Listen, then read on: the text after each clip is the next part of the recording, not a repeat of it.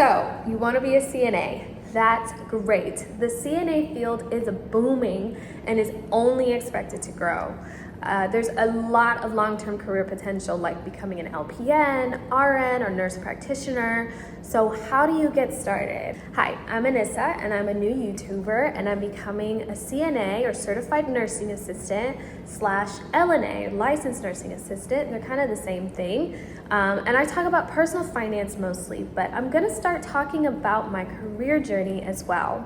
So a little bit about me: I'm 29, and nursing is actually my second career. I have a bachelor's in journalism and have been a writer for the last 12 years. And this year, 2024, I decided to change careers and become a nurse, starting with getting my nursing assistant license. So for the last 5 weeks, I've been in my CNA LNA program, and it's almost over.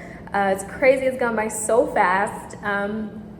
I've gone through clinicals, and I might already have a job lined up. So I wanted to get on here, share a little bit about my journey, and give you some step-by-step instructions on how to become a CNA. So without further delay, let's get started. So first, let's get an understanding of what a certified nursing assistant or a licensed nursing assistant does. So CNAs are crucial members of the healthcare team. We provide direct patient care under the supervision of nurses.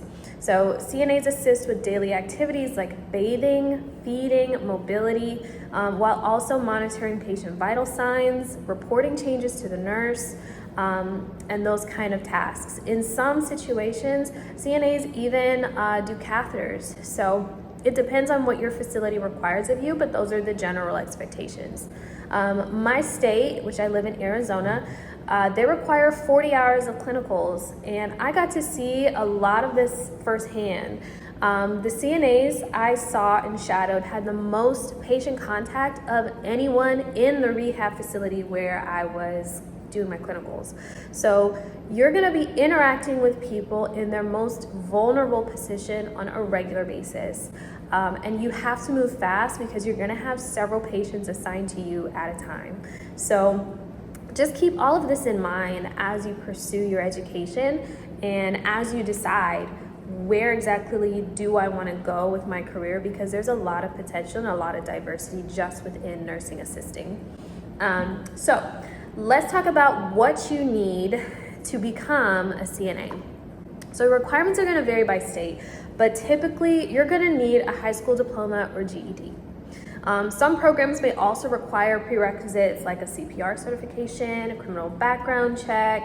I know my school required that I also prove that I was vaccinated for COVID and some other things, or at least didn't have COVID. I live in Arizona, like I said, and my program did a really good job of letting me know all the paperwork that I needed and required me to have it before I could graduate, so that it's already done and taken care of. So whichever program that you go into, talk to your instructors and check out your state's requirements, because that is going to be the difference between you getting a job or getting your license or not. So that's super important. So once you have an understanding of your requirements, the next thing you're going to need to do is enroll in a CNA program. So a state-approved CNA training program is what you are going to need. These programs are offered by community colleges, vocational schools, healthcare facilities, and they typically last anywhere from 4 to 12 weeks. So my program was 5 weeks, and during training, you're gonna learn essential nursing skills like how to give someone a bed bath, how to feed someone, how to measure input and output, how to clean catheters, how to wear protective equipment correctly. These are all things that were completely new to me. So I was just like glued in during my whole program so that I knew what I was gonna get myself into. Because this can also be the difference between you doing your job safely or you actually getting sick on the job, which you do not want. So a little bit more about my program. I live in Arizona, like I said. So my program, I paid $1,300 for it. It's 5 weeks. It was 4 hours a day, Monday through Thursday. They also offered evening classes, but the day class just worked best for me. My first week of class, we just studied the textbook. And it went super fast because it was a pretty thick book, and I could tell they just wanted to expose us to the information because we were gonna need it, but we needed most of our time for our skills portion. So every week we would have 2 quizzes, and then for the remainder of the program, we learned the 19 skills that we would need to pass the state exam. Like I said before, my state required 40 hours of clinical experience, and my school coordinated all of that for me. So look for a program that fits your timeline, that fits your budget, and has really good reviews. My program is independent on its own. It's like a vocational school. They specialize in nursing. All they do is teach nursing programs. And all of the reviews I saw online were super positive, super positive. I actually found a school that had like a bunch of positive reviews, but all the reviews were actually fake. So you really have to do your research. It was really weird. So I wouldn't touch that school with a long pole. They're probably gonna take your money and you're not gonna be prepared for what you need.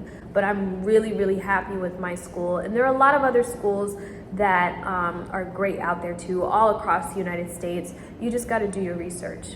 When you find your program and you get in, you gotta take it seriously, because your school, especially if you're like me and you don't have prior healthcare experience, I've never been a caregiver, I've never been a sitter, these are gonna be my job references. My instructors are gonna be my job references. So participate in class, take notes, stay awake during your lecture. Literally one class day, it was boring, okay? I'm not gonna lie, it was boring, but the girl next to me fell asleep. You can't do that. You have to stay awake. They can see you. They want to help you succeed, but you also have to help yourself. So study at home and show up on time. Like, this isn't high school. There were some girls who were out of high school in my program.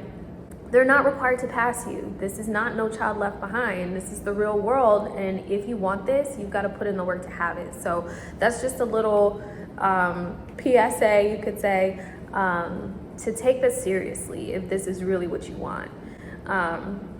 Once you're done with your program, let's say you did 5 weeks like I did, you're going to want to pass, you need to pass your clinical skills and competency evaluation. So this exam assesses your ability to perform essential CNA tasks like taking vital signs, assisting with ADLs or activities of daily living, and maintaining infection control practices. My state exam has 2 parts. It's it's a 75 question test and an in-person skills test that I do in front of an observer. Now, this might be specific to Arizona, but once you pass, you can actually start working as a CNA for 90 days before you get your license. That's how in demand CNAs are right now. So you have 90 days to get your license to become a CNA. And in my state, we also have LNAs, which are licensed nursing assistants, which are basically CNAs with an extra level of training that allows them to work in hospitals. So in Arizona, it's really just an extra background check. But in your state, it might be an extra set of clinical hours or a class time. So if you want to work in hospitals, you should definitely look into it. Once you're done with your program, you've passed your tests and everything. Congrats, you are now a certified nursing assistant or a CNA. And the next step is for you to find a job. CNAs work in a ton of different settings like hospitals, nursing homes, assisted living facilities, home health care agencies, the list goes on. And then within that, there are all kinds of different areas or specialties that you could work within. You could work in cardiology, the OR, You can work with hospice care. There's so much. So take some time to explore the different opportunities, do some research, and find a position that aligns with your interests and career goals. There's a girl in my program, she did clinicals. We both did our clinicals at the same place. It was a rehab facility that specialized in tracheostomies, which are the tubes that are inserted into people's necks to help them to breathe. And she just was not for it whatsoever. She thought it was really depressing. It was just very emotionally taxing on her. And so she wants to use her license somewhere else. She wants to be able to do either hospice care or what else did she tell me she wanted to do? Or home health, something like that. So if you go into an environment where you find that it's too emotionally taxing on you, like for me, I don't think I could do pediatrics. CNAs, nursing assistants, you have opportunities to do other things. And like I said, we are in really high demand right now, like really high demand. And to me, one of the best ways to tell if something's in high demand is how much money they're willing to pay you. For a 5-week program and $1,200 for your education, in Arizona, the starting hourly salary that I'm seeing for CNAs is between $18 and $20. Okay, is that life-changing money? Maybe. I've made more in the past in my other career, but I wasn't making that fresh out of school. Now, I went to a 4-year university and went into student loan debt to come out making between $10 and $15 an hour as a journalist. I was salaried, but if you did the math, it was like $10 or $15 an hour. $20 an hour for a $1,300 program and 5 weeks of your time. That's really, really, really good, especially when you can easily advance to an LNA making $30 an hour. And if you're willing to work hard, there's a lot of overtime opportunity for nurses, and some facilities will even offer bonuses. And then of course, travel. There are travel CNAs. So you don't even have to wait till you have your BSN or your RN to be able to take advantage of travel nursing and all of the great financial opportunities that come with that, or even just travel opportunities if that's what you want to do. So really take advantage of this time. CNAs are in high demand. But once you have your license, once you are working as a CNA or as a LNA, your education does not necessarily stop there. So your learning journey doesn't stop after certification. Consider pursuing continuing education opportunities to expand your skills and knowledge. Additionally, if you get your LNA, like your licensed nursing assistant certification, you're gonna need to pay to keep that license every 2 years. You're also going to have to work at least 64 hours every 2 years in order for you to keep your license. So it's not like you could just put it on the shelf. I mean, you could, but it would expire and then you would have to go through the process of getting your education again and all of that. So just keep that in mind. Say you start your program and then you decide, I want to do something else. Just keep in mind that you have kind of a window of time before your license expires, and then you need to get certified again. And then once you get your certification, there are standards that you have to meet in order to keep it. All right, y'all, there you have it, my step-by-step guide, or the step-by-step guide. I didn't make this up. This is like real information to becoming a certified nursing assistant. I hope you found this information helpful on your journey to becoming a nurse. If you enjoyed this video, don't forget to like it, don't forget to share it, and leave me a comment down below. Tell me what you think. And subscribe to my channel for more content. Like I said, I want to share more of my journey with you guys. So where I am right now, I'm finishing my program this week. So 5 weeks have gone by super fast, and I'm looking at taking my licensing exam within the next month.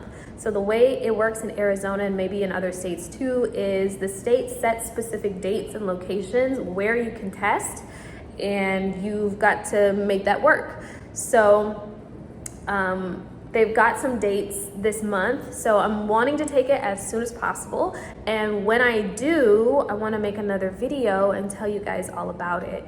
And then tell you guys about when I get my first job working in nursing, what that's like, take you guys on the journey with me, show you what my day-to-day is like, and bring you on a day in the life, even tell you guys how much I'm making and, you know, how the money really is, because I'm hearing and people are telling me $18 to $20 an hour, but let's see how much I actually take home. If you like that kind of content, if you think that's interesting, please subscribe and turn on the notification bell. Thank you so much again for watching, and the best of luck on your CNA journey. Bye.